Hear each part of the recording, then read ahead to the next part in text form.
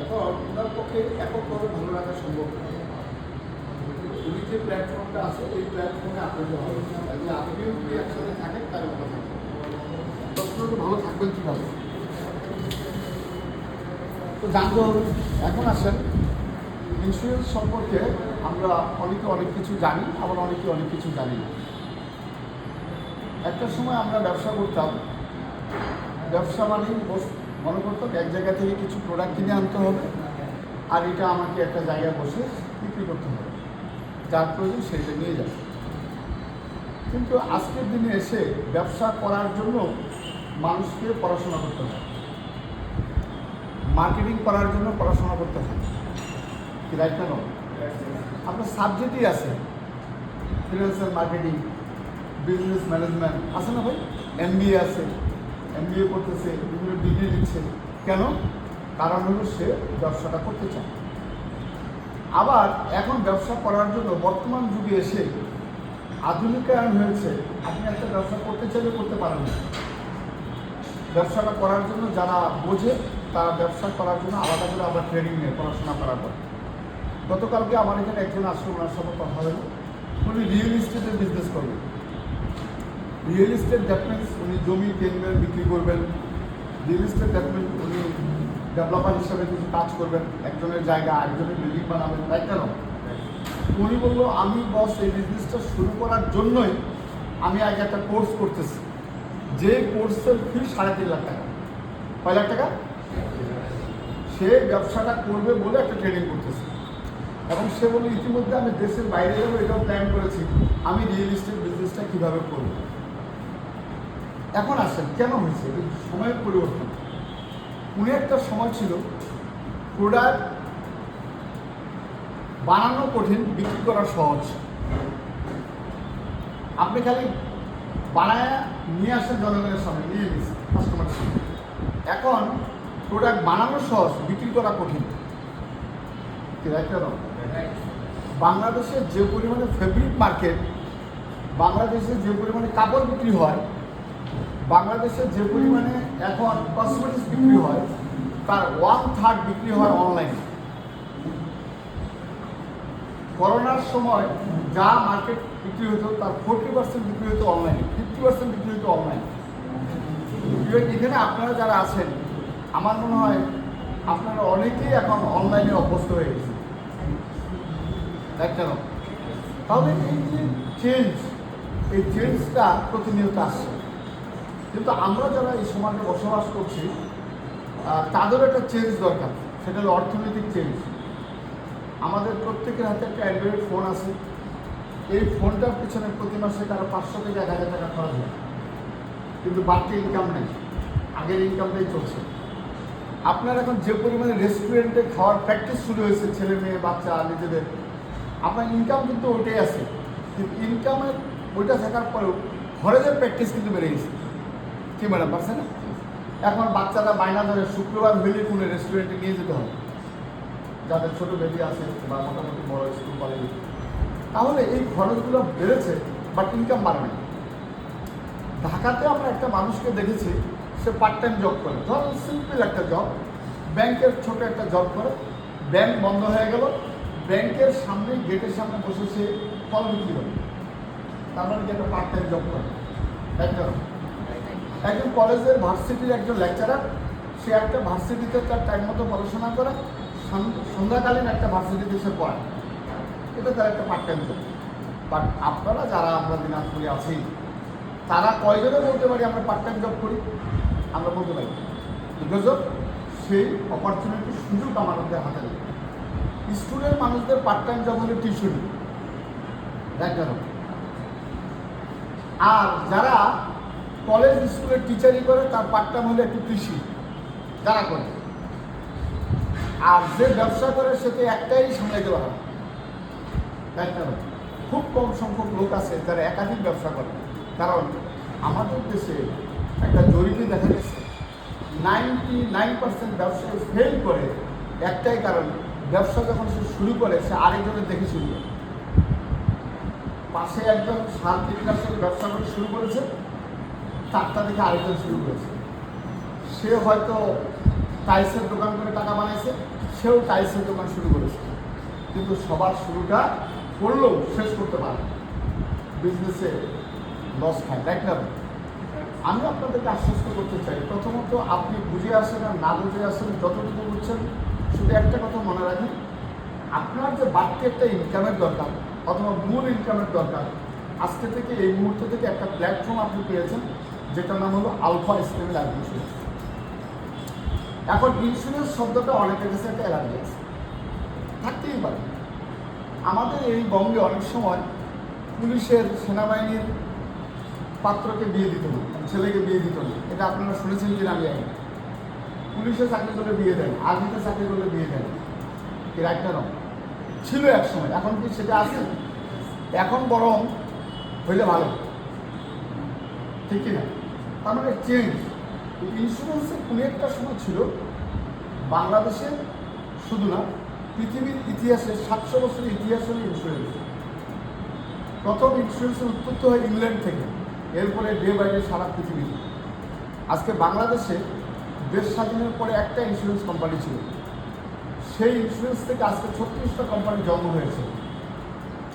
উনি একটা ব্যক্তি বলতে পারবে না ইন্স্যুরেন্স কোম্পানি একটা বন্ধ হয়েছে। আমাদের এক ভাই নীরব সাহেব উনি বলেন সুন্দর করে যে ইন্স্যুরেন্সের জন্ম হয় কিন্তু মৃত্যু হবে, কথাটা রাইট। তাহলে প্রশ্ন আসতে পারে যে আমরা যে শুনি এই কোম্পানি নাই, আসলে কোম্পানি নাই না, ওই ব্যক্তিটা কোনো কারণে এই কাজটা ছেড়ে দিয়েছে, অথবা বেটার কোনো অপরচুনিটি তার কাছে আসছে। আমরা যারা এখানে আছি, আমরাও যদি বেটার কোনো অপরচুনিটি পাই, এই আলফা করতে করতে আমরা ওখানে কিন্তু চলে যাবো, কারণ আমরা নিজের স্বার্থটাকে আগে দেখি। তাহলে একটা জিনিস আগে বুঝলাম, যেই লোকটা ইনকাম করার জন্য খুঁজতেছে তার চেয়ে আমি একটু পার্থক্য হলেও সে এখনো খুঁজে পায় নাই, আমি খুঁজে পাইছি, আমি একটা প্ল্যাটফর্ম পাইছি। এবার আসেন এই প্ল্যাটফর্মে আমি কাজটা করবো কি? কাজটা করার জন্য আপনাকে জানতে হবে এটা একটা ইন্ডাস্ট্রি। ইন্স্যুরেন্স ইন্ডাস্ট্রিতে বর্তমানে রানিং 25 লক্ষ প্লাস কাজ করে। এই 25 লক্ষ প্লাস মানুষ যারা কাজ করে তারা সবাই কম বেশি এখান থেকে তার কর্মসংস্থান, এখান থেকে তার পরিবার, এখান থেকে তার স্বপ্নপূরণ, এখান থেকে গাড়ি বাড়ি সব অ্যাচিভ করে এবং সব কিছু মেনটেন করে। ইভেন আমরাও যারা দিনাজপুরে কিছুদিন আগেও শুরু করেছে অনেকে, যারা এখন এটার উপরেই নির্ভর, এটাই তার পুরো পেশা, নেশা। কারণ কি? কারণ তার কাছে আগের যে পেশাটা ছিল সেখান থেকে তার ইনকামটা এখানে অনেক বেশি, যার কারণে সে এখানে ফুল টাইম হিসেবে কাজ করে মাসে 10,000, 50,000, 1 লাখ টাকা পর্যন্ত ইনকাম করছে। আমি এর গত ট্রেনিংও আপনাদেরকে আলোচনা করেছি। আজকেও যদি কেউ সিদ্ধান্ত নিতে পারেন আমার সাথে, এই অফিসের সাথে 6টা মাস আপনি থাকবেন, জানুয়ারি থেকে আপনার ইনকাম 50,000 টাকা করাই দেওয়ার দায়িত্ব আমার। কারণ আপনি হয়তো বলবেন ভাই এটা আপনি কেমনি সম্ভব? ভাই আমি ইতিমধ্যে প্রায় 280 জনের মধ্যে অনেককে 10,000 থেকে 1 লাখ টাকা ইনকামের মধ্যে নিয়ে যেতে পেরেছি, তার সদিচ্ছার সাথে আমার ইচ্ছাটাকে যোগ করেছি। আমার কথা বুঝতে পেরেছেন? কারণ আমি বলছি যে আমি ঢাকায় রেগুলার যাই, আপনি কোনোদিনও যান নাই, কোনো প্রবলেম, শুধু আপনি আমার পাশে টিকিটটা কেটে বসেন, বাকি দায়িত্ব আমার। টিকিট কাটার দায়িত্ব এবং ওই চেয়ারে বসার দায়িত্বটা আপনাকে নিতে হবে, কারণ আপনাকে একদম ওই চেয়ারে বসানো পর্যন্ত এতটুকু দায়িত্ব নিতে পারবো না। তাহলে আপনার একটা সিদ্ধান্তে যথেষ্ট আলফাতে ভালো কিছু করে। এখন প্রশ্ন আসতে পারে, আমি তো ইতিমধ্যে অনেক কিছু শুনেছি এটা সম্পর্কে, কেউ ভালো শুনছে, কেউ নেগেটিভ শুনছে। তো যারা নেগেটিভ শুনছে তাদের জন্য আমার বক্তব্য, আপনি যে প্রফেশনে যান এটার সম্পর্কে ব্যাখ্যা নিলে শুনবেন কিছু নেগেটিভ আছে। অর্থাৎ একটা ডিপার্টমেন্ট, একটা দপ্তর নেগেটিভ হতে পারে, সব ব্যক্তি কিন্তু খারাপ নয়। আপনারা কাস্টমস কথাটা শুনলেই মনে হয়, ধরুন আপনার এক রিলেটিভ কাস্টমসে জব করে, এই কথাটা যখনই শুনেন তখনই মনে হবে না ওরা বাড়ি গাড়ি করছে মানে 2 নম্বর, হ্যাঁ এরকম মনে হয়। কিন্তু সব কাস্টমস অফিসার কি 2 নম্বর? নো। সব পুলিশ অফিসার কি 2 নম্বর? নো। আমরা সব সেক্টরে অনেক লোককে দেখতে পাই অনেকে 2 নম্বর। এইখানেও এটাও একটা আর্থিক প্রতিষ্ঠান, এখানেও ভালো লোক আছে, এখানেও মন্দ লোক আছে, এখানেও 2 নম্বর লোক আছে, এখানে 1 নম্বর লোক আছে। আপনি আপনাকে প্রশ্ন করবেন, আমি সৎভাবে সততার মাধ্যমে আমি একটা হ্যান্ডসাম ইনকাম করতে চাই না, যদি এটা আপনি করতে চান তাহলে আপনার পক্ষে পসিবল, আপনি যদি এটা করতে না চান তাহলে এটা আপনার জন্য পসিবল না। একটা চাকরি মানুষকে বাঁচিয়ে রাখতে পারে, কিন্তু একটা বিজনেস, একটা ইন্স্যুরেন্স কোম্পানিতে যদি কাজ করে তাকে অনেক দূর নিয়ে যেতে পারে। এখন সিদ্ধান্ত, আপনি কি বেঁচে থাকবেন শুধু, নাকি আপনি আপনার জীবনের অনেক দূর যেতে চান, অর্থাৎ আনলিমিটেড ইনকাম করতে চান।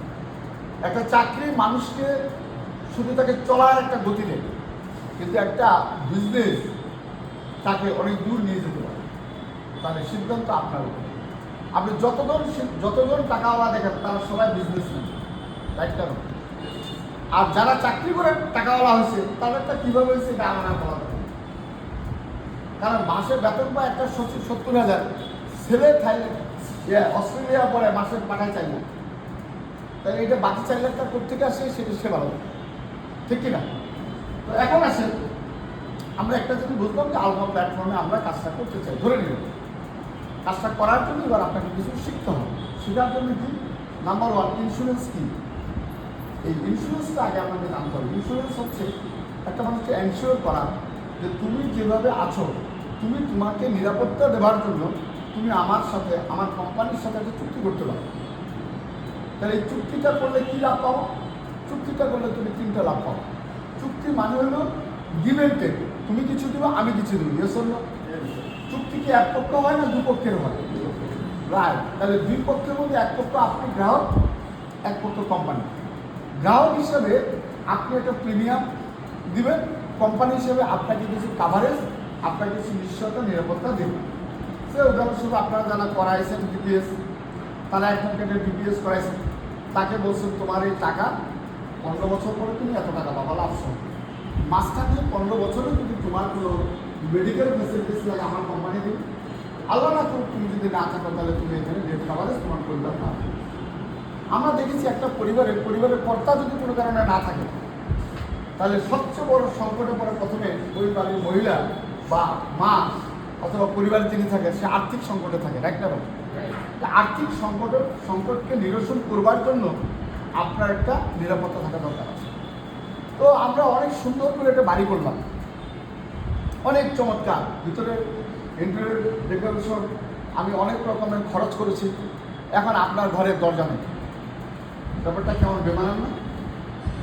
অনেক টাকা খরচ করেছেন, কিন্তু আপনার মেইন দরজাটা নাই।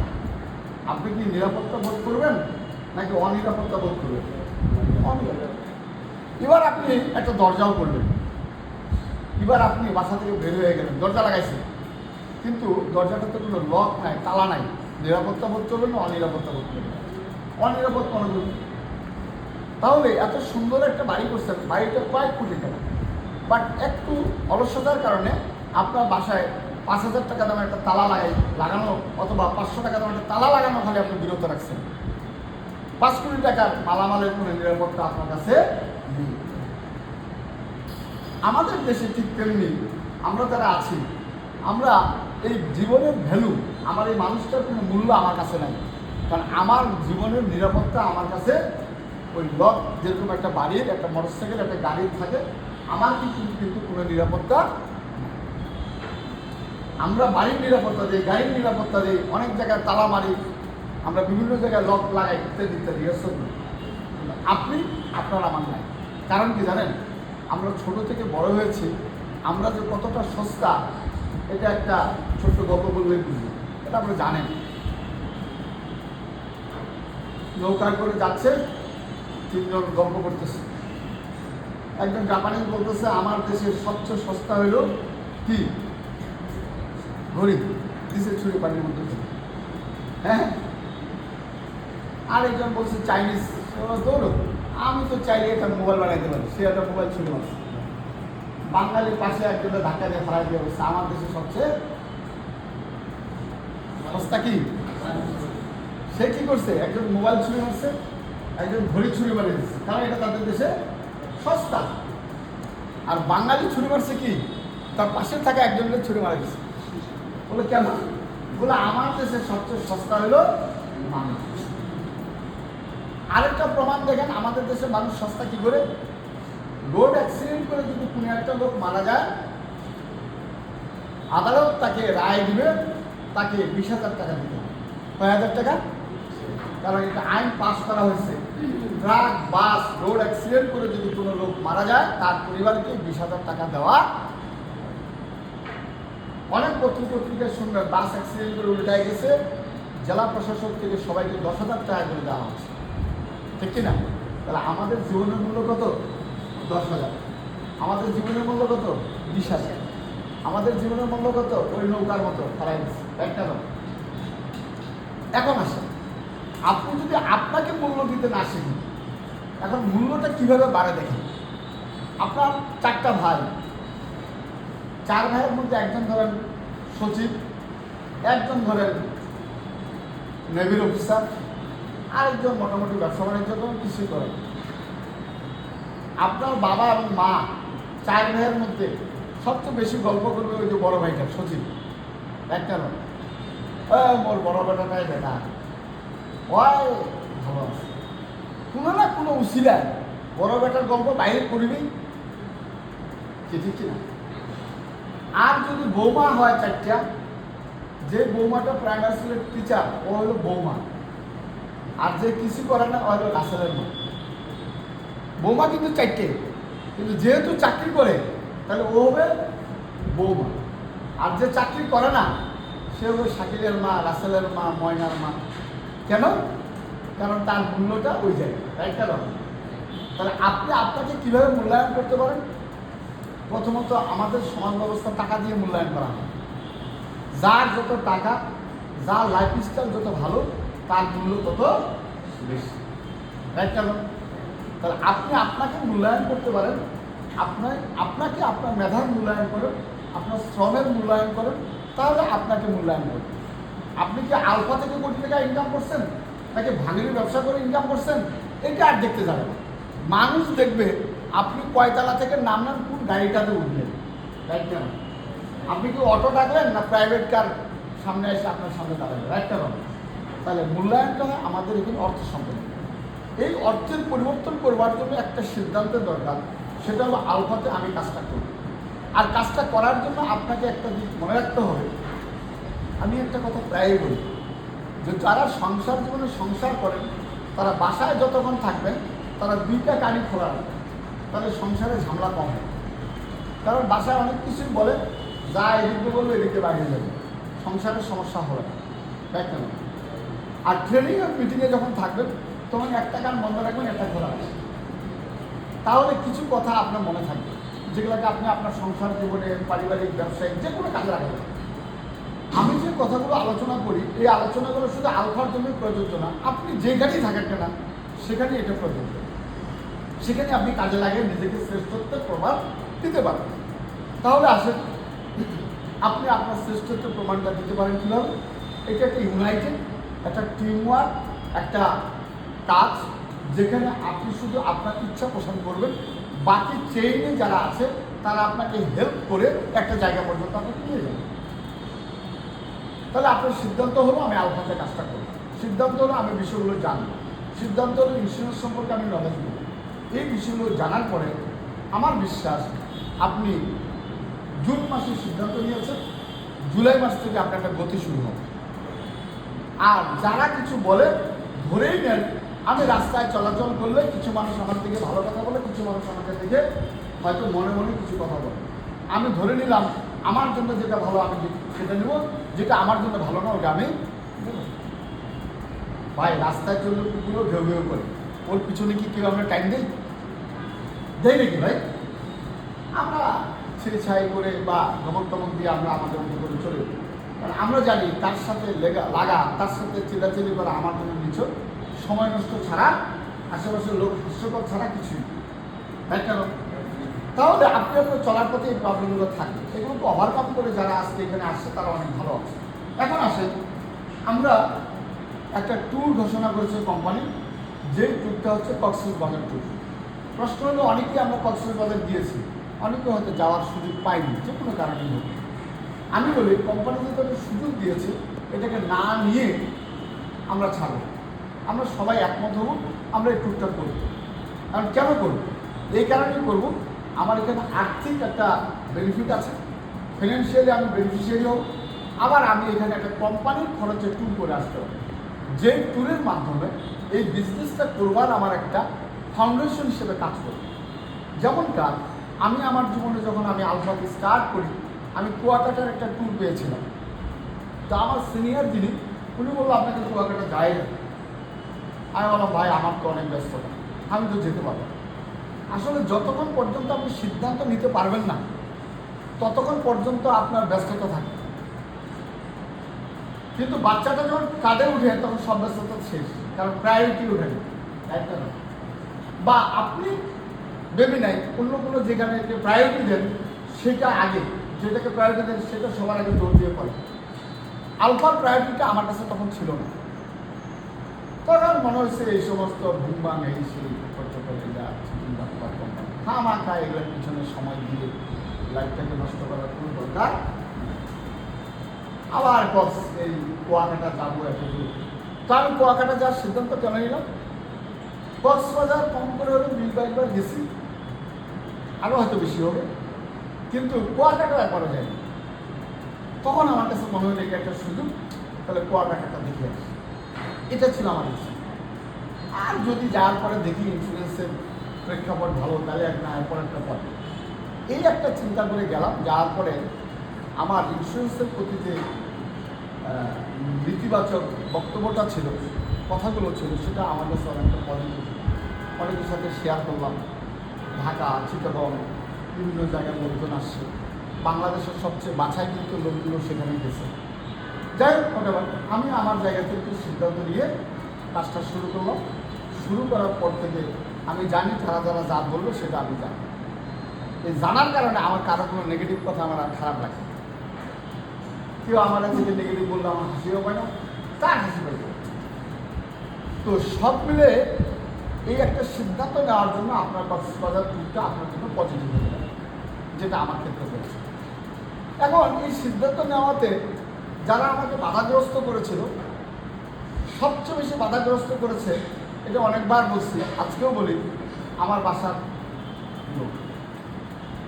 এবং আমার বাসার লোক যে আমাকে নেগেটিভ করেছে, সবচেয়ে কাছের লোক, 2 মাস আমার সাথে কথা হয়নি। কেন? তুমি ইন্স্যুরেন্স করলে তোমার সাথে আমার কাটাকাটি, মানে আমার মিসেস আমাকে বলছে তুমি ইন্স্যুরেন্স করতে পারো না, আর যাই। তাহলে কেন? বলে না, এটা মানুষ ভালো হবে না। তাই আমি বললাম আমি তো দেখলাম ভালো হবে না। তো যাই হোক, সেও এক পর্যায়ে যায় বলতে বাধ্য হয়েছে যে না, সব ইন্স্যুরেন্স খারাপ। আমি ঠিক এটাই বললাম যে সব সার্ভিস একরকম হয় না, সব হাসপাতাল একরকম না, সব বাস সার্ভিস একরকম না, তাই কেন? সব হোটেল মোটেল রেস্তোরাঁ একরকম না, তাই কেন? তাহলে এর মধ্যে ভালো মন্দ আছে। আমি আপনাদেরকে আশ্বস্ত করতে চাই 36টা কোম্পানির মধ্যে বর্তমানে ড্রিম কোম্পানি হিসেবে 5 থেকে 7টা। অতএব আপনার এখানে কোনো দ্বিধাদ্বন্দ্বের দরকার। তাহলে আমি যে পয়েন্টে ছিলাম, কক্সবাজার গেলে আপনার বিজনেসটা করার ক্ষেত্রে, জবটা করার ক্ষেত্রে একটা সিদ্ধান্ত নিতে সহজ হবে। এটা গেল নাম্বার। কক্সবাজার গেলে আরেকটা সহজ হবে, সেটা হলো সারা দেশের মানুষের সাথে বেছে বেছে যারা আমাদের টপ লেভেলের, তাদের সাথে অনেকের আপনার একটা বন্ডিং হবে, অনেকের সাথে একটা পরিচয় হবে, জানা হবে এই সেক্টর সম্পর্কে। ফাইনালি আপনি এসে কাজটা করতে আপনার আর কোনো দ্বিধাদ্বন্দ্ব থাকবে, আপনার ভালোটাই আপনি করতে পারেন। এটি হলো আপনার জন্য প্লাস। এখন আসেন, কক্সবাজার যেতে চাই, ভালো হোটেলে থাকতে চাই। ইতিমধ্যে বিল্ডার দিয়ে দিয়েছে যে সি প্যালেস এবং কল্লোল হোটেলে আমাদেরকে রাখবেন, সেক্ষেত্রে বিল্ডারও দিয়েছে। আমরা দিনাজপুর টু কক্সবাজার, কক্সবাজার টু দিনাজপুর যাতায়াত করব, সেটাও অলরেডি আপনারা জেনে গেছেন। এখন প্রশ্ন হলো, আমার হাতে সময় আছে মাত্র আর কয়দিন? 9 দিন আছে। কয় তারিখ?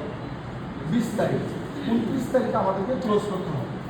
29 তারিখের মধ্যে আমাকে কম করে হলো টোটাল 2,50,000 টাকা আমাকে সেল করতে হবে। কয় লক্ষ ভাই? 2,50,000। আগে আমি আমার বেনিফিটটা বোঝার চেষ্টা করি। 2,50,000 সেল হলে আমি কী পাবো? 2,50,000 টাকা সেল হলে আমি এখান থেকে কমিশন এবং বোনাস বেতন বাবদ 1,14,000 টাকা পাবো। 1,14,000 টাকা পাবো। বেশি হয়ে গেল? তাহলে এই আপনার 1,14,000 টাকা আমি পাবো, তাহলে এটা হলো আমার আর্থিক বেনিফিট। আর যদি আমি মনে করি যে আমি আমার জায়গা থেকে একটা ট্যুর অ্যাচিভ করলাম, এটা অটো আমাকে দিবে, তাহলে আমার পরিবর্তনটা আনবার জন্য টাকাও আমার একটা বড় ব্যাপার। এটা আমি শুরুতেই বলছি যে টাকা লাগবে। যে ফ্লোরে বাস করি না কেন, যে যত উঁচু অট্টালিকাতে থাকি না কেন, সবারই কি দরকার? টাকা। সেই একটা জিনিস খুব বেশি দরকার, সেটা হলো টাকার দরকার, রাইট না? তাহলে টাকা যদি সবার দরকার হয়, তাহলে এই টাকাটা ইনকাম করার জন্য আমরা কিন্তু এখানে কাজ করছি।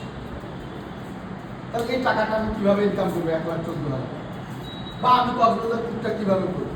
যদি এটা করি, এটার জন্য আপনাকে যেটা করতে হবে, জাস্ট আজকে থেকে আপনি যদি মনে করেন আমি খুব ভালোভাবে কাজটা করতে চাই, আজকে থেকে মাত্র 2 জন ব্যক্তির সাথে আপনি কথা বলবেন। আজকে থেকে কয়জন? প্রতিদিন আমি সকাল থেকে রাত 9টা পর্যন্ত ঘুমাতে যাওয়ার আগে আমি 2 জন ব্যক্তির সাথে আমি আলফাতে কথা বলি। কয়জন ব্যক্তির সাথে? তাহলে আমার হাতে 9 দিন আছে, তাহলে এই 9 দিনে আমার 2 জন করে হলে কয়টা হবে ভাই? 18 জন মানুষের সাথে আমি কথা বলি। কয়জনের সাথে? আর যারা আরেকটু নিশ্চিত করতে চান, তাহলে এখানে তারা 2 জনের জায়গায় হয়তো 3 জন কথা বলবে। যারা আরেকটু নিশ্চিত করতে চান, তারা 3 জনের জায়গায় হয়তো 5 জন বলবে। 5 জন অথবা 3 জন অথবা 2 জন। যদি এই 5 থেকে 3 জন বা 2 জন করেও দৈনিক কথা বলেন, তাহলে আপনার 18 জন লোকের সাথে কথা হবে। এই 18 জনের মধ্যে 10 জন বলবে অথবা 8 জন বলবে আমি কাজটা করবো, বা আমি তোমার এখানে টাকা রাখবো, বা আমার এখন টাকা নেই, বা এটার সম্পর্কে আমি জানি, বা ইত্যাদি ইত্যাদি। কথাটা বুঝলেন? সবাই আপনাকে না হ্যাঁ বলবে না। আপনি একটা চমৎকার কিছু রেডি করেছেন, একটা খাবার, সবাই খাবে না। কেউ বলবে আমার ডায়াবেটিস, কেউ বলবে আমি এটা পছন্দ করি না, কেউ বলবে না আমি খেয়ে এসেছি, কেউ বলবে না মানে আসলে আমার এখন খাওয়ার সময় হয়নি। বাট কেউ না কেউ একটা, যত চমৎকার রান্নাটাই আপনি করেন না কেন, যত চমৎকার জিনিসটা একদিনকে দেন না কেন, এটা হয় কিনা বলেন তো? হয় কিনা বলেন? আবার একজন মোটামুটি খেয়েছে, আরও 1 চামচ দিয়েছি, বলে যত খুব সুন্দর হয়েছে তোমার রান্না, ঠিক কিনা? তাহলে এটা হলো নিয়ম, এটি হলো মানুষের একটা মানে অ্যাটিটিউড বলে। এটাই আপনি কাউকে কিছু দিতে চান, সে নিতে চান। তো আসেন, এই 18 জন মানুষ যদি মিনিমাম হয়, আর যদি 5 জন করে হয়, তাহলে 45 জন হয়। আমি 18 জনের মধ্যে 8 জন বাদ দিয়ে দিলাম, মাইনাস 10 জন থাকে। এই 10 জন ব্যক্তির মধ্যে আপনি প্রথমে অফার করবেন, আমার এখানে একটা চমৎকার সুযোগ আছে, এই সুযোগটা তুমি কাজে লাগাতে পারো। বলে আমি সদ্য একটা কোম্পানিতে জয়েন করেছি, আমার অফিসে চলো, বিষয়গুলো একটু জানো, দেখো তোমার জন্য একটা ভালো কিছু হতে পারে, একটা ভালো অপরচুনিটি তোমার জন্য আছে। তাকে একটা ইনভেস্টমেন্টের কথা বলি। ইনভেস্টমেন্টটা ব্যাংক এবং বিমার একটা পার্থক্য তার সাথে শেয়ার করে, যে তুমি ব্যাংকেও টাকা রাখতে পারো, ব্যাংক তোমাকে মেয়াদ শেষে যা লাভ পাওয়া, লাভের উপরে 15% ট্যাক্স দেবে, তারপর টাকা দেবে। আর আমার কোম্পানি তোমার কাছে 15% ট্যাক্স কাটবে না, এটা হলো তোমার প্রথম লাভ। দ্বিতীয়ত লাভ হলো তোমার লাভের পরিমাণটা ব্যাংকের চেয়ে আমার কাছে বেশি। তৃতীয়ত হলো তোমার লাইফে তুমি একটা দুর্ঘটনা আল্লাহ না করে ঘটতেও পারে, আমি ধরে নিলাম ঘটবে না, তাহলে তুমি 2টা বেনিফিট পাবো। আর যদি কোনো ঘটে, তাহলে একটা বড় বেনিফিট তোমার জন্য যোগ হবে। আমি ওইটা বানিয়ে দিলাম, তুমি আপাতত রানিং যে 2টা বেনিফিট, এটা তুমি নাও। আর আমাদের সাথে তুমি একটু সময় দিয়ে ব্যাপারটা বোঝার চেষ্টা করো। যদি তোমার সাথে কাজটা অ্যাডজাস্ট হয়, তুমি যদি কাজটাকে মানায় নিতে পারো, তুমি যদি প্রয়োজন মনে করো, তাহলে আমাদের সাথে তুমি আসতে পারো, ওয়েলকাম। তবে তার আগে তুমি ব্যাপারটা বোঝার চেষ্টা করো। এটা হলো একটা পলিসি। দ্বিতীয়ত হলো, যদি আপনি মনে করেন আমার এত কথা বলার মতো এই মুহূর্তে সাহস হয় নাই, অথবা আমি মনে করতেছি এতগুলো কথা আমি বলতে পারবো না, তাহলে আপনি এত কথা বলাটা দেন। আপনার যিনি সিনিয়র অর্থাৎ ইউনিট ম্যানেজার, তাকে বলেন আমি 2 জনের সঙ্গে কথা বলছি, আসুন, আপনি আমাকে আধা ঘন্টা 1 ঘন্টার সময় দিন। আপনি তার সাথে বলবেন যে আমি সদ্য একটা কোম্পানিতে জয়েন করেছি, তোমার সাথে আমার কোম্পানির বিষয়ে আধা ঘন্টা কথা হবে, আমার এক স্যার আসতেছে, তুমি আমার আধা ঘন্টা সময় দিন। এবার ওই স্যারকে বলবেন, ভাই ব্রাদার স্যার যে যেভাবে বলেন, তাকে বলবো আমি 2 দিনের শিডিউল নিয়েছি, আপনি কখন সময় দিন বলেন। আপনার ইউনিট ম্যানেজার চলে আসবে, আপনাকে সময় দেবে, যা বলার বলবে। তাহলে এটা হলো আরেকটা পরিস্থিতি। 3 নম্বর, যদি মনে করেন অফিসের সাথে টাইম মিলে, তাহলে আপনার সিনিয়রের সাথে কথা বলে আমি অফিসে থাকি, আমার সাথে টাইম এখানে নিয়ে আসতে পারেন। তাকে চা কফি একটা দাওয়াত দেবে, সে আসলো, তার সাথে আমি ডিসকাস করবো। তাহলে 3টা ওয়েতে আপনি 18 জন মানুষের সাথে কথা বলতে পারেন। 1 নিজে, 2 আপনার সিনিয়র, 3 আপনি অফিসে নিয়ে আসেন। তাহলে 3টা ওয়ে যদি আপনি এখানে প্রয়োগ করেন, তাহলে আমার মনে হয় 18 থেকে 36 জনের সাথে কথা বলার সুযোগ আছে। এখন আসি, রানীবন্ধুর গত কয়েকদিন আগে একজন আমাদের এমপ্লয়ি, সে বললো আমি যখন প্রথম পলিসি করি এখানে একটা শিক্ষা বিমা করেছি। শিক্ষা বিমাটা করার পরে আমি এটা বোঝার চেষ্টা করেছি। বোঝার পরে প্রথমত আমি আমার মেয়েকে এখানে একটা পলিসি করেছি, এরপরে আমার ছেলেকে করাইছি, এরপরে আমার যাকে করাইছি, এরপরে চলতেছি। আমার কাছে ব্যাপারটা ভালো লাগছে যে সে বিশ্বাস করছে বলে তার মেয়ে এবং ছেলেদেরকে আগে করাইছে। সে যদি বিশ্বাস না করতো, সে কিন্তু নিজের পরিবারগুলোকে করাইতো না, সে দূরে থেকে। আর দূরের লোক বলতো তুমি তো তোমার বাড়িগুলোকেই এখনো করাও না, এটা আমারে করাচ্ছ না। তার মানে এখানে একটা ব্যাপার আসলো, উনি বিশ্বাস করে বলে উনি বাড়ি থেকে শুরু করেছে। আমি আপনাদেরকে আশ্বস্ত করতে চাই, যারা নিউ কামার প্রথম, তারা আগে বাড়ি থেকে শুরু করে। কেন বাড়ি থেকে করাবেন? 2টা কারণ। 1, বাড়ির লোক থেকে ইনভলভ করাতে পরিশ্রম বেশি হবে, কারণ সে তুমি সম্পর্ক, আমি তুমি সম্পর্ক আপনাকে অ্যালাউ করবে না, রাখতে করে এটা কত শুনলাম। এই কারণে আপনাকে অ্যালাউ করতে, তার আপনাকে রিসিভ করতে তার টাইম লাগে। এই জন্য বাড়ির লোকটাকে একটু করাবেন। বাড়ির লোকটাকে যখন করাবেন, তখন পাশের লোকটাকে করাইতে পারেন। এই যে দেখো আমার বোন করছে, আমার ভাই করছে, আমার চাচি করছে, আমার মামি করছে, আমার মাসি করছে, তখন আপনার জন্য সহজ হবে। এটা গেলো একটা ফর্মুলা। কারণ আপনি যদি বিশ্বাসই করেন এই কোম্পানি টাকা দিবে, তাহলে দূরের লোকের কেন, আগে নিজের লোকের করেন। ব্যাখ্যা দেন, এটা গেলো একটা হলো। আমি আবার এটাকে একটু অন্যভাবে ব্যাখ্যা দেব। মানুষ, প্রত্যেকটা মানুষের জীবনে একটা প্র্যাকটিস করতে হয়, ইন্টারভিউ করতে হয়। ইন্টারভিউ করলে ভুলভাল হয়, তাই কারণ আপনি রান্নাবান্না শিখলো বাড়িতে আগে করতে হয়, তারপর শ্বশুরবাড়িতে করে যারা শিখে যে কোনো কাজ। তাহলে নিজের প্র্যাকটিসটা নিজের লোকের সাথে করলে, নিজের যে প্রতিবেশী আত্মীয় স্বজনের সাথে যদি আপনি আপনার এই প্র্যাকটিসটা করেন, ও যদি না বলেন একটু খারাপ লাগলো, আপনি হাসি মুখে বলবেন তুমি না করছো, না বলবো এটাই স্বাভাবিক, কারণ আমি এখন প্র্যাকটিসে আছি। তার মানে আশেপাশের লোকগুলো না করলেও খুব একটা টেনশনের কিছু নেই। আপনার সামনে আরও বেটার কিছু আছে, প্রায় তাদের সাথে আপনাকে ডিল করতে হবে। তো যাই হোক, এই 3টা ফর্মুলা ইউজ করে, ব্যবহার করে আপনি আপনার সফলতাটুকু আনতে পারবেন। এখন আসেন, যদি 10 জন ব্যক্তিকে আপনি ইনভলভ করেন, তাদের মধ্যে থেকে একজনকে আপনি হয়তো সিঙ্গেল পলিসি নিয়ে কথা বলবেন। সিঙ্গেল পলিসি মানে আমরা বোঝার জন্য বলি, ব্যাংকের ভাষা যদি বলে এফডিআর। এফডিআর মানে হচ্ছে আপনি ফিক্সড ডিপোজিট করে রাখবেন। এই ফিক্সড ডিপোজিটটা হচ্ছে কয়েক রকম, কেউ মাসে মাসে টাকা পায়, কেউ ত্রৈমাসিক, ষান্মাসিক, বাৎসরিক, কেউ মেয়াদান্তে মুনাফা মূলধন সহ একসাথে নিচ্ছে। তো আমাদেরটা মুনাফা মূলধন সহ একসাথে মিনিমাম 6 বছর 1 লাখ টাকা রাখলে আনুমানিক আরও 50,000 টাকা লভ্যাংশ সহ 1.5 লাখ টাকা ফেরত পাবেন। 10 বছর মেয়াদি হলে আপনি 1 লাখে 2 লাখ, 10 লাখে 20 লাখ পাবেন। এখন আসেন, এই 10 বছরের মধ্যে বা 6 বছরের মধ্যে কী পাবেন, যেটা ব্যাংক কখনো দিবে না, আমার কোম্পানি দিবে। যদি কোনো কারণে ওই গ্রাহক তার টাকাটা 6 বছরের মধ্যে 10 বছরের জন্য রেখেছিল, কিন্তু 10 দিন পরে আল্লাহ না করে সে নাই, তাহলে আমার কোম্পানি তাকে 10 বছর আর অপেক্ষা করা লাগবে না। 10 দিন পরে কাগজপত্র জমা দিলে তাকে 20 লাখ টাকা দিয়ে 10 লাখে 20 লাখ। তাহলে এখানে তার সময়টা সেভ হলো। কিন্তু ব্যাংকে কি সুযোগ আছে? কোনো কোঅপারেটিভে কি সুযোগ আছে? ফাইন্যান্স কোম্পানিতে এই সুযোগগুলো নাই। আর বিমাতে কেন? রাষ্ট্র এই নিয়মটা করে দিয়েছে, রাষ্ট্রীয়ভাবে এই সুযোগটা তৈরি হয়েছে। এটা আপনার আমার কোনো কথা না, আপনার আমার কোনো চাওয়া না, কোম্পানির কোনো ডিসিশন না, এটা রাষ্ট্রীয় একটা সিদ্ধান্ত। Message clear?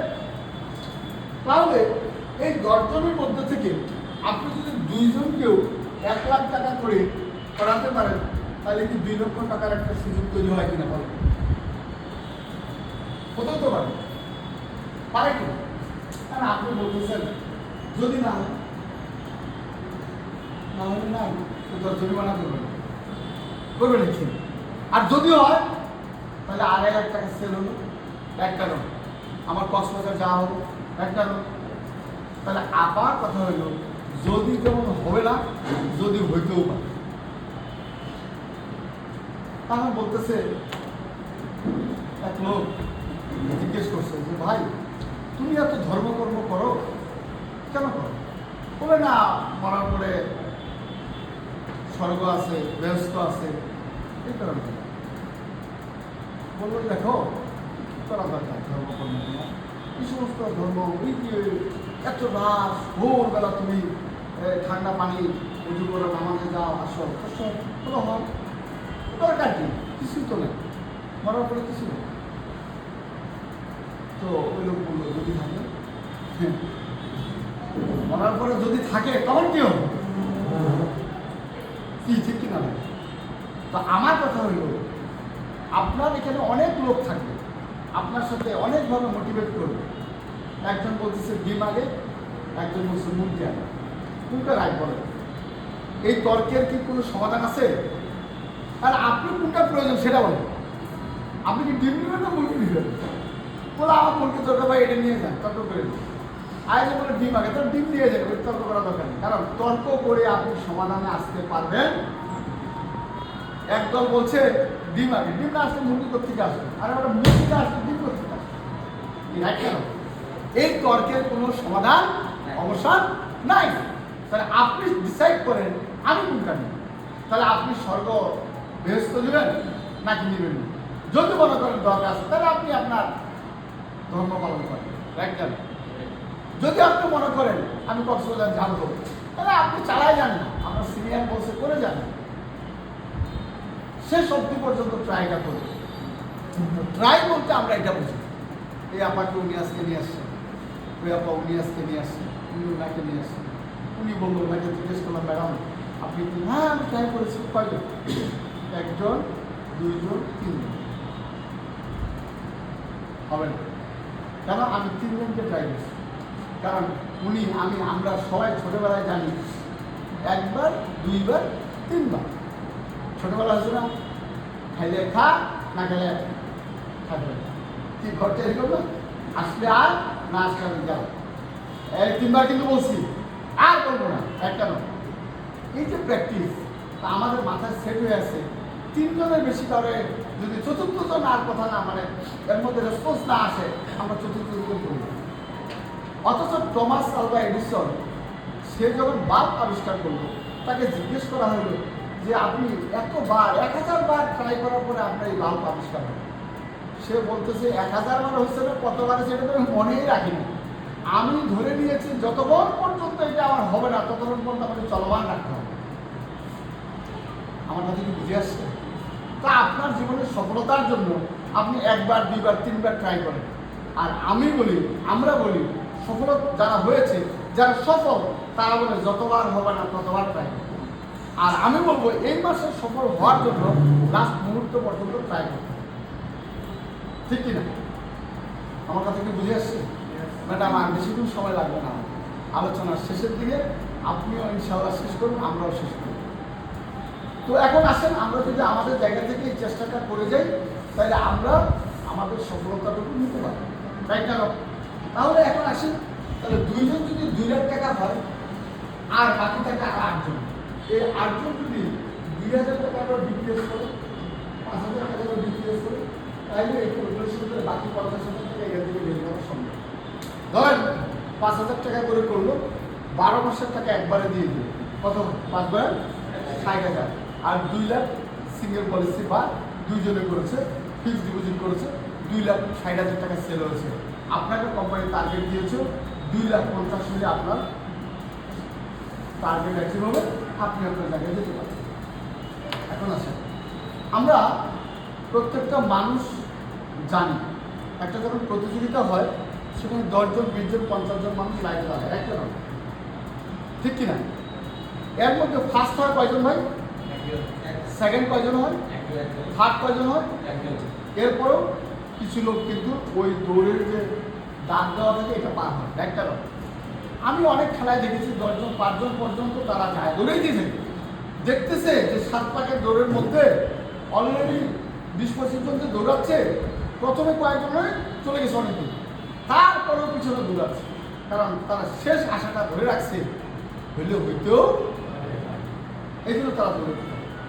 এখন আসে দৌড় শেষ হচ্ছে, 1-2 করে সিরিয়ালি তারা 1-2 খেলা কমিটি ডিক্লার দিল যে এই দৌড় প্রতিযোগিতায় যারা 1 থেকে 10 পর্যন্ত এই দড়ি দাগ পর্যন্ত আসছে তাদের জন্য সান্ত্বনা পুরস্কার আছে। কি পুরস্কার আছে? 2.5 লাখ হয়েছে, 2 লাখ হয়েছে, 1.5 লাখ হয়েছে, 1 লাখ হয়েছে, তারাও কোম্পানি নিয়ে যেতে চায় বা গ্রুপ নিয়ে যেতে চায়। হতে পারে না ভাই? তাহলে সান্ত্বনা পুরস্কারটাও আপনি পেতে। তো এখানে সান্ত্বনা পুরস্কার 1 নম্বর পুরস্কারের মধ্যে খুব একটা পার্থক্য হবে। উনিও কক্সবাজার যাবেন, আপনিও যাবেন, গ্রুপ আপনাকে সুযোগটা দিতেও পারে। এই জন্য সময় যতটুকু দিয়েছে তার শেষ মুহূর্ত পর্যন্ত আপনাকে আমাকে চেষ্টাটা করে দিতে, কারণ কখন কোন ডিক্লারেশন আসে যায়, যদি হয়ে যায় আলহামদুলিল্লাহ, হবে না চেষ্টা তো করলাম, ঠিক কিনা? তাহলে আসে আমরা আমাদের জায়গা থেকে কক্সবাজার ট্যুরটা করবার জন্য যে ফর্মুলাটা আপনার সাথে আমি শেয়ার করলাম, এই 3টা পদ্ধতি মেনটেন করে আপনি আপনার সিনিয়রের সাথে আরও ডিসকাস করে আলোচনা করে আপনি সিদ্ধান্ত অলরেডি দিয়েছেন এটাকে বাস্তবায়ন করবার জন্য এই মুহূর্ত থেকে আপনি কাজটি চলমান রাখেন এবং শেষ মুহূর্ত পর্যন্ত চেষ্টাটা করে যাবেন। এটুকু আপনাদের কাছে আমার চাপ। চাইতে পারি তো নাকি? ইয়েসের মধ্যেও দুর্বলতা। আমি বারবার বলছি যে ভাই আপনাদের শক্তিটা কিন্তু আমার শক্তি, আপনারা যদি একটু জোরে বলেন তাহলে আমার কাছে একটু ভালো লাগে। মিছিল দেখছেন কে কি ভাই? মিছিল, বিভিন্ন রাজনৈতিক মিছিল, খালি হাত উঁচু করে কেউ, ঠিক কিনা? ওটে হস্তের লাগা কিছুই বলে, কারণ কি বলে কি লাভ? শক্ত পাবি না তারা। আমরা খালি পিছনে কিছুক্ষণ পরে ঘুরবো, একটা চা অথবা একটা বিস্কিট খাবো নাকি? আসলে এখানে আপনি আপনার জন্য বলবেন, আপনি আপনার প্রাপ্তিটার জন্য কাজ করবেন, তাহলে এখানে আপনি আপনাকে যতক্ষণ সবল রাখবেন ততক্ষণ আপনি ভালো কিছু পাবেন।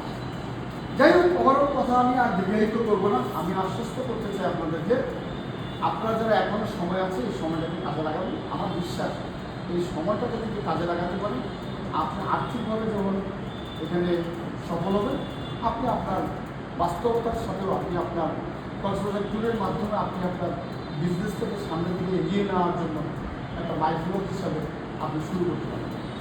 তো যাই হোক, কক্সবাজার করার মানসিকতা কার কার আছে একটু হাতগুলো দেখতে চাই। একটু কষ্ট হচ্ছে, হবে কি হবে না? হবে, সাহস করে দিলেন, ধন্যবাদ। জি ধন্যবাদ। আপনার মনে নতুন আজকে না? তাহলে আজকে যেহেতু নতুন, আপনাদের সিনিয়রদের সাথে যদি কথা বলেন, আমার মনে হয় আপনারা চাইলে পারবেন। এটা আহামরি কিছু না, শুধু সিদ্ধান্তটাই আপনাদের অপেক্ষা করছি। আমরা আপনাদের সাথে আছি। আমরা একটা টিম ওয়ার্কের মাধ্যমে একজন আরেকজনকে যথেষ্ট সহযোগিতা করার মানসিকতা রাখি, কারণ আপনার স্বার্থের সাথে আমার স্বার্থ জড়িত আছে। আপনি যদি 1 লাখ টাকা ইনকাম করেন, আমি 1000 হলেও করি, তো আমারও এখানে স্বার্থ। আত্মার চেয়ে অর্থের সম্পর্ক অনেক সময় গুরুত্বপূর্ণ হয়, ঠিক কিনা? আত্মার চেয়ে অর্থের সম্পর্ক অনেক সময় দামি হয়, ঠিক কিনা? আত্মার চেয়ে অর্থের সম্পর্কের মূল্য অনেক সময় বেশি হয়, ঠিক কিনা? তাহলে আপনাদের সাথে আমার আত্মার সম্পর্ক না হলে অর্থের সম্পর্ক আছে, এই জন্য আপনার প্রতি আমাদের একটা আলাদা রকমের গুরুত্ব দায়িত্ব আছে। Clear message? তাহলে আমরা সবাই একটা সিদ্ধান্ত নেই আজকের দিনে এই মুহূর্তে আমরা যেন কক্সবাজারে সি বিচে সবার সাথে সবার দেখা হয়, অন্তত আমরা যেন বলতে পারি আমিও আসছি। কি বলো? আমিও আসছি। আর আমাদের বরাবরের মতো একটা ফুটবল খেলা হয়, 2টা টিম হয়, আমরা ফুটবল খেলি 20 মিনিট 30 মিনিট। এই ফুটবল খেলাটা খুব আমরা এনজয় করি। এবার হয়তো আমাদের সংখ্যা একটু বাড়তে পারে, এই জন্য ওখানে একটা ওনাদেরও ফুটবল দিব, তো ওনাদেরকে চেয়ারে বসে ফুটবল খেলবে। কী বলে? দেখেন না, চেয়ারে বসে বালিশ খেলা, ফুটবল খেলা, এটা আপনাদের হয়তো ওখানে আমরা যদি আমরা চাইতো আপনাদের সংখ্যা হয় বেশি, তাহলে আমরা এটা করব। আর যদি কেউ মনে করে আমাদের সাথেই ফুটবল খেলবে, তাহলে আমাদের আপত্তি থাকবে। কী বলে? তো যাই হোক, একটু মজা করলাম, অন্যভাবে নেবেন না। আমরা আসলে সবাই চাই আগামী প্রোগ্রামটাকে এনজয় করতে, পরিবার সহ, পরিবার ছাড়া নিজেরা যে যেভাবে চান, যাওয়ার সুযোগ রয়েছে সুযোগটা কাজে লাগাবো। আমি আমার কথা দীর্ঘায়িত না করে আমার আলোচনা এখানে শেষ করলাম।